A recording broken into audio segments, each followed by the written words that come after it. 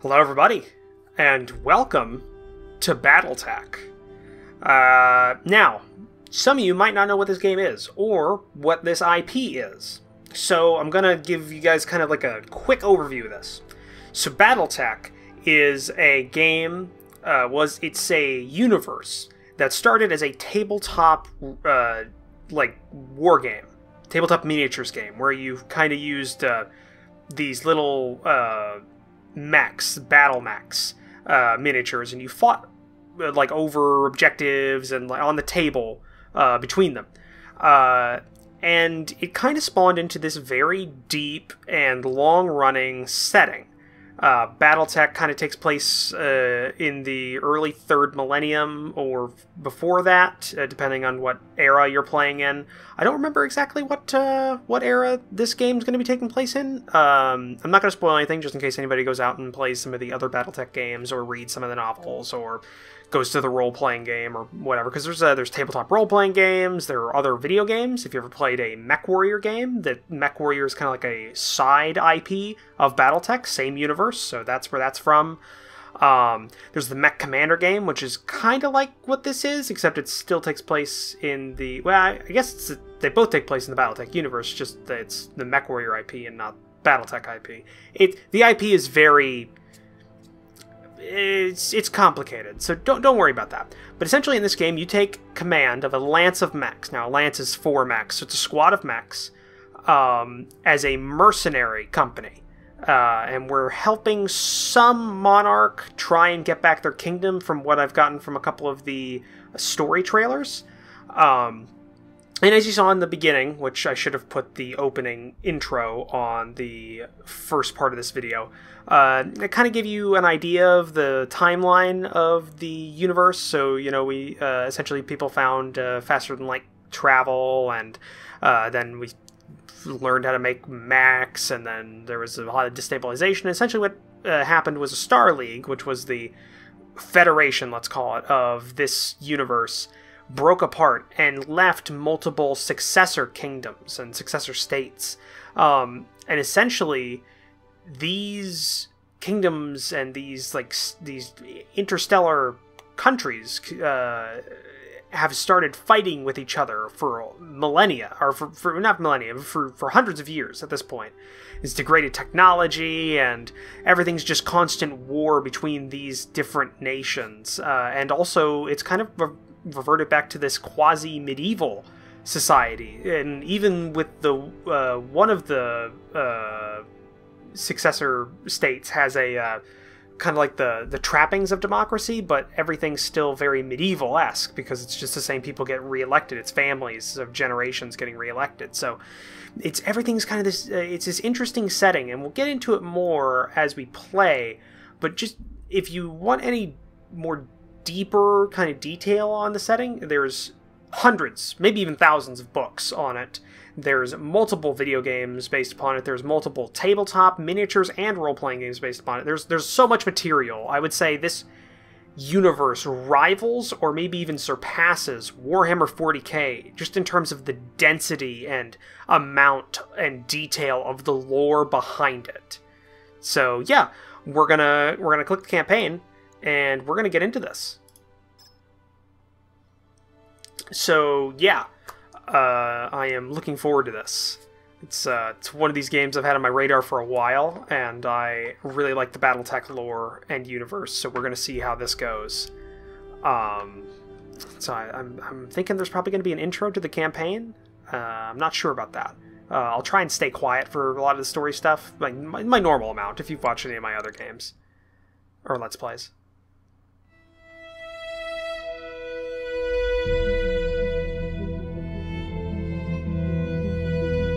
I am Kamea of House Urano, High Lady of the Oregon Reach, Protector of Coromadir, and the Sword of Restoration. But I am not a hero, no matter what the stories say. A hero would have sacrificed more, compromised less. A hero would have done better. You know this, of course. You were there.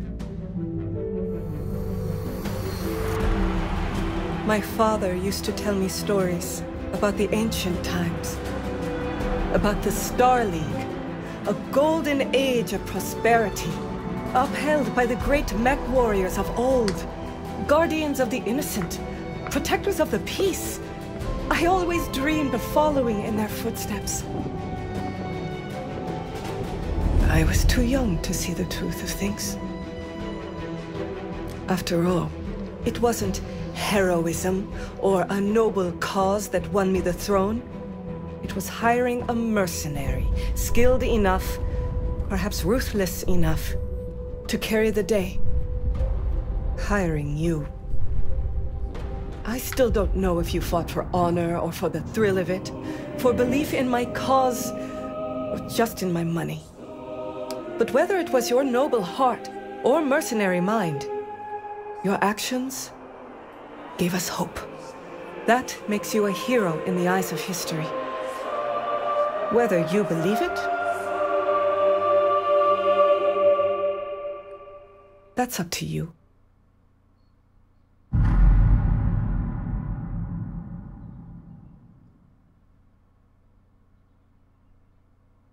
Okay. Alright, welcome to the Aurigan Reach. The Aurigan Reach is a small kingdom in the Rimward Periphery, a region of space that lies at the outskirts of more densely colonized Inner Sphere. It is the home to the Aurigan Coalition, a federation organized around a parliamentary monarchy and ruled by the Arano family.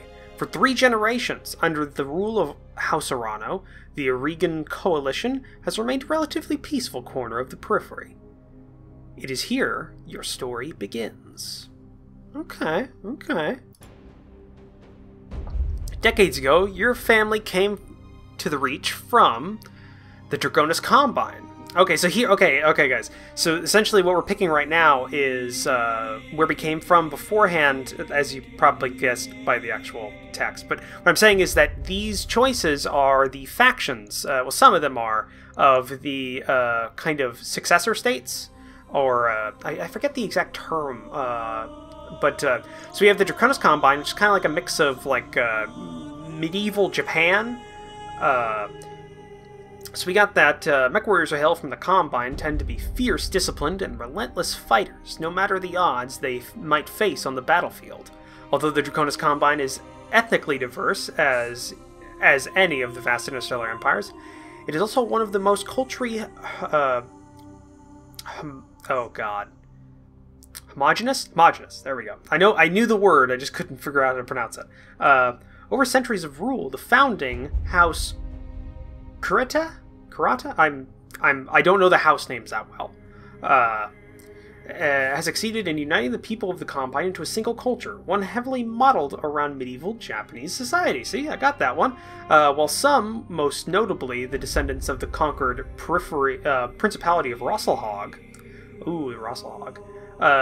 continue to chafe at the uniformity of Draconis society.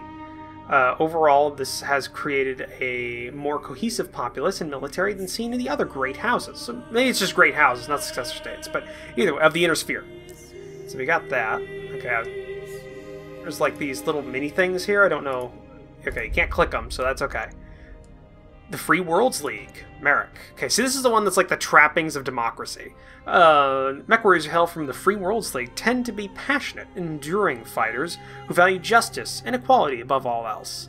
The oldest and theoretically most democratic of the great successor states, okay, no, I was right, successor states of the Inner Sphere, the Free Worlds League is actually a broad coalition of many minor noble houses.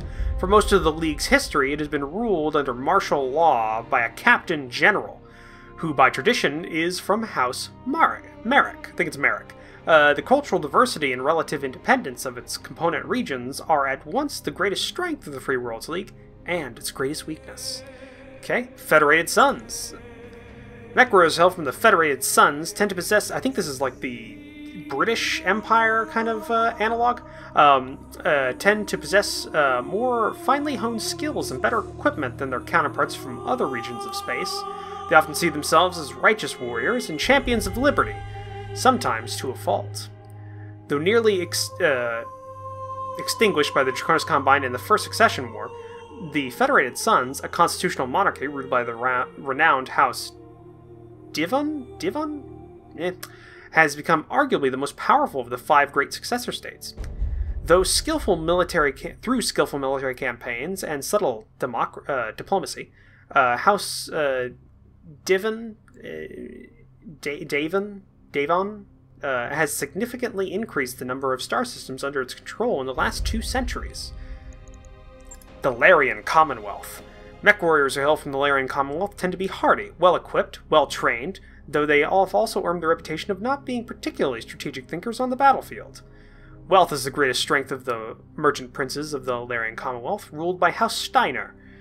Despite a number of humiliating defeats in the first 2 succession wars, the Larian Commonwealth has bounced back thanks to its combined strength of its economy, the biggest of the 5 great successor states, and its control of the Inner Sphere's largest functioning battle mech factories.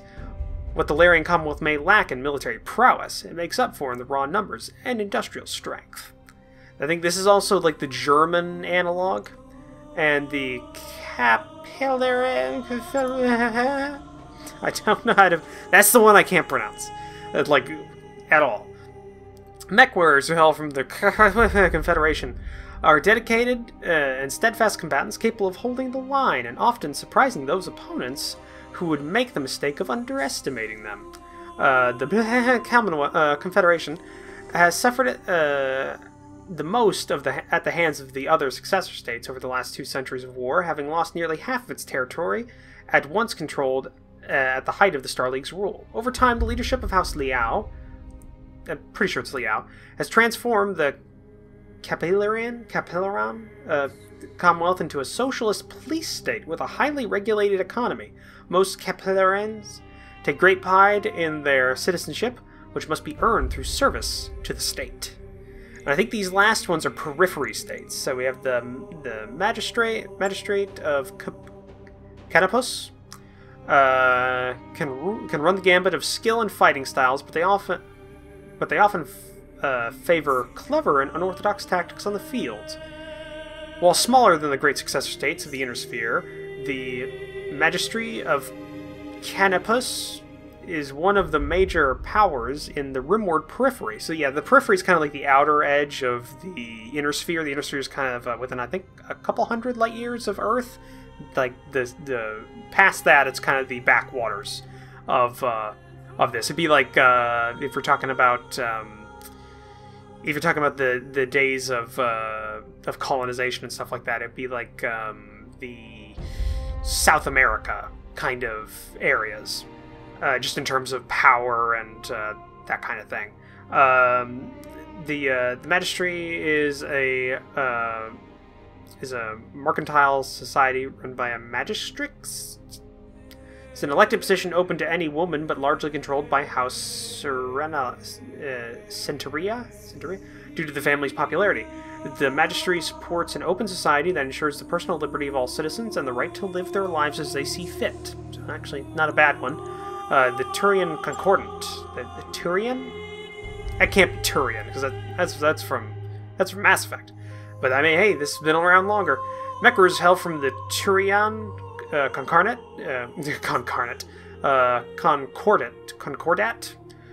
tend to be stubborn and aggressive. They can also be quick to anger, but they are nevertheless skilled and perceptive combatants. Founded as a constitutional monarchy under the leadership of House Calderon, the Turian Concordat is the strongest military power of the rimward periphery. It's also one of the oldest surviving realms of human civilization, having been formed long before the creation of the Star League. Turian citizens enjoy extensive freedoms guaranteed by the Concordat Charter and take pride in defending those freedoms through compulsory service. The Turian Concordat has long held an antagonistic relationship with the Inner Sphere, primarily with the Federated Sons. Okay. The Rimward Periphery. There's no easy way to characterize mech warriors hailing from the Rimward Periphery. They can be anything from petty thugs to ruthless tacticians to skilled and honorable warriors. The nation and noble houses of the Rimward Periphery have long played a role in shaping humanity. The Star League's downfall began in the Periphery, eventually leading to the current tattered state of the disparate star systems at the edge of known space. The periphery is still the galaxy's frontier, where the great houses of the inner sphere play deadly politics, petty bandit kingdoms thrive, and pirate bands prey on the minor noble houses trying to survive in this hostile environment. The deep periphery. Mech warriors that hail from the deep periphery are rare, but even rarer is the mech warrior who will admit to such an origin. Beyond the outermost edges of the periphery lie depths of space that remain uncharted and unknown to most humans' civilization. Little is known about these regions, but they are far from uninhabited. The deep periphery is littered with abandoned colonies and small outposts, isolated from the rest of humanity. After the fall of the Star League, General Alexander Kerensky led the remnants of the Star League Defense Force into the deep periphery, disappearing from the inner sphere and from recorded history. Well, that's... For anybody that knows anything about BattleTech and the storyline, especially the clan invasion, you might know where Kerensky went, and the Star League Defense Force. So, I'm thinking we're from the Larian Commonwealth. Yeah, let's do Larian Commonwealth. Appearance.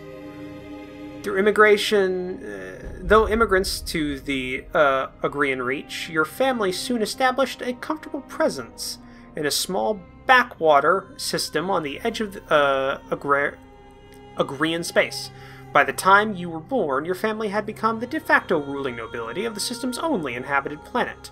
You were the oldest child, heir to the family's titles and ancestral battle mech, an old blackjack BJ-1. Oh god, I hate those in MechWarrior Online. This is where you met Raju Mastiff Montgomery, a veteran of the Secession Wars, whom your parents hired on for a season to train you as a mech warrior. Raju, I'm going to say Raju, was a strict but capable teacher, and you quickly became a skilled pilot under his tutelage. It was an uneventful life. Okay. Until the day after your 16th birthday, when you were exiled. I didn't know there was going to be this much background to this. The once promising young citizen of your family, you committed an unforgivable transgression and were sentenced to life in exile. You stole away your family's ancestral blackjack and set off to find a new life to call your own.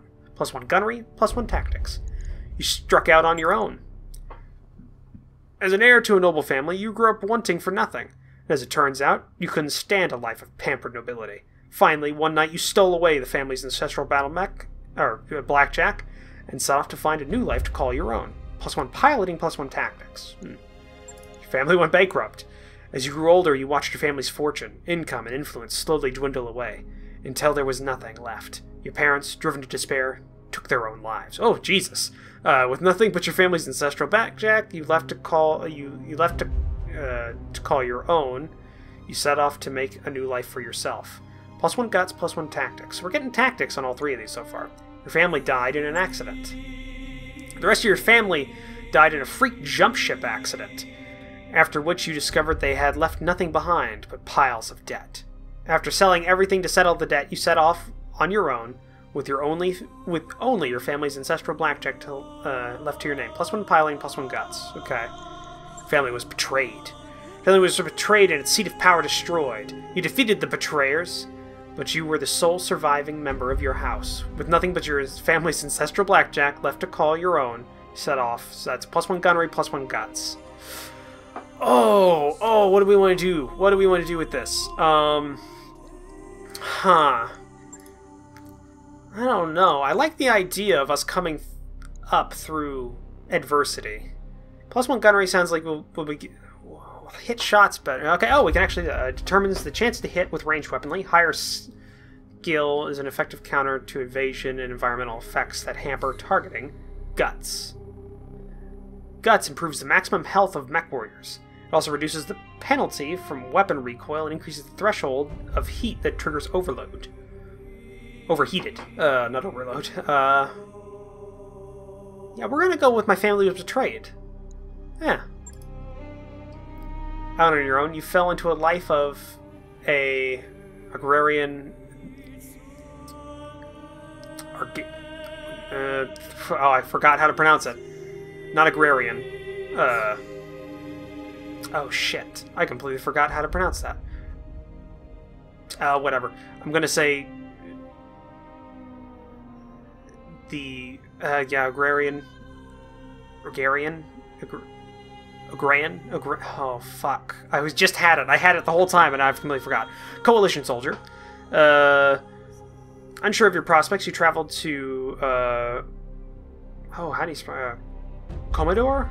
The capital of the, Agrian! There it goes. Agrian Coalition.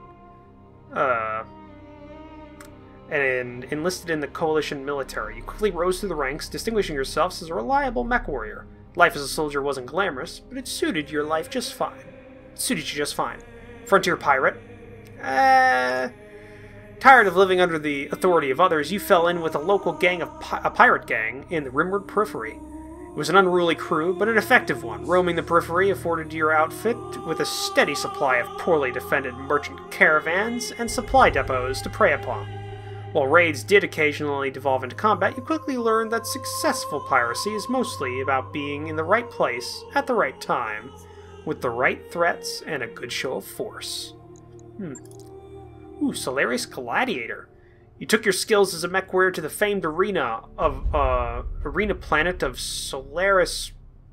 oh god, Roman numerals. Solaris 7. Jesus.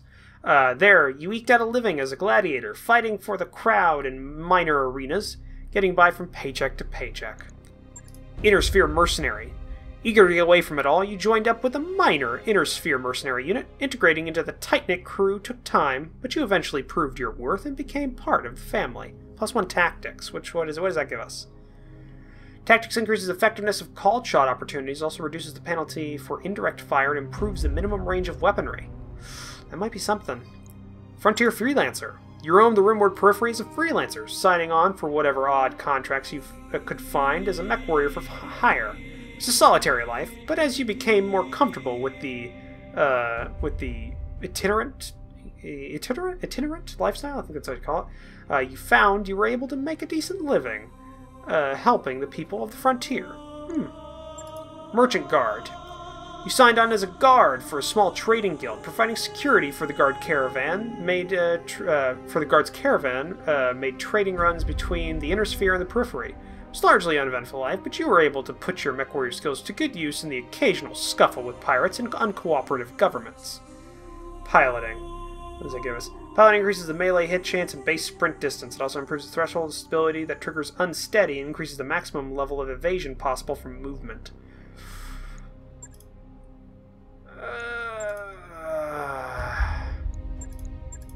I like the idea of being an old mercenary. Just fell in with a crowd. We'll do that. Till years later, you cross paths with Raju Mastiff Montgomery once again. Perchance brought you back to the Agrian Reach, as your mercenary crew took on an ill-fated contract against an enclave of pirates on the outskirts of Agrian space. The job went south, and you were the only survivor of your unit. Raju's lance happened to be on patrol nearby. After rescuing you and helping to honor your fallen comrades, he offered you a job in the House Arano Royal Guard. So it is that you find yourself reunited with your old mentor, preparing your ancestral blackjack for guard duty on the coronation day of Lady Kima Arano. Okay.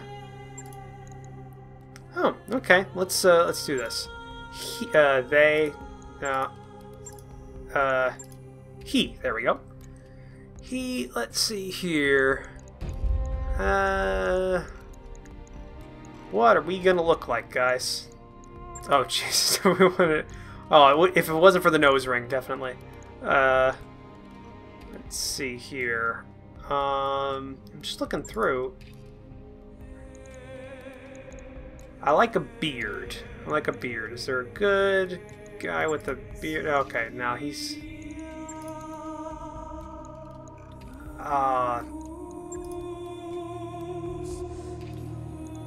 Oh, that's not a nose ring. That's just a light. Oh, that's just a light.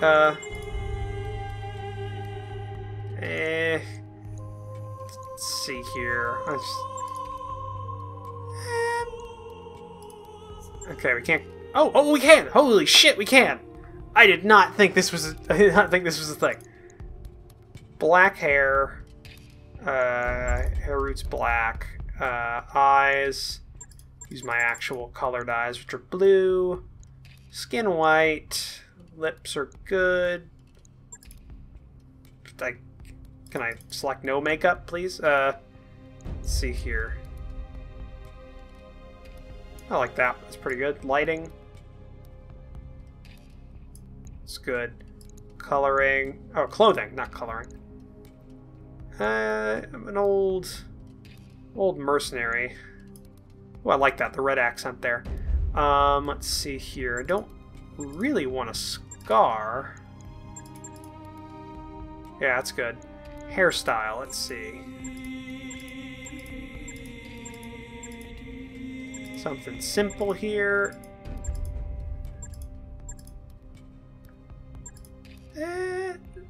Usually keep mine pretty close.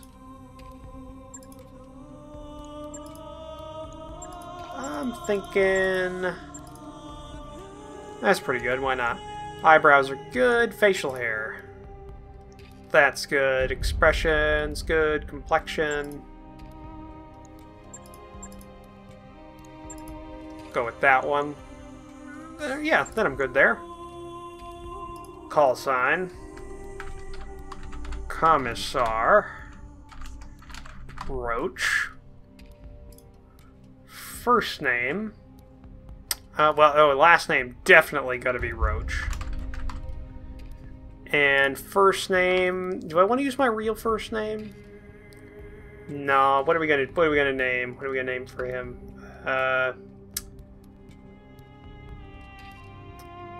It's just. I'm coming up blank here. Coming up blank. Oh, God. No, I was gonna say Coswin from my D&D character, but yeah,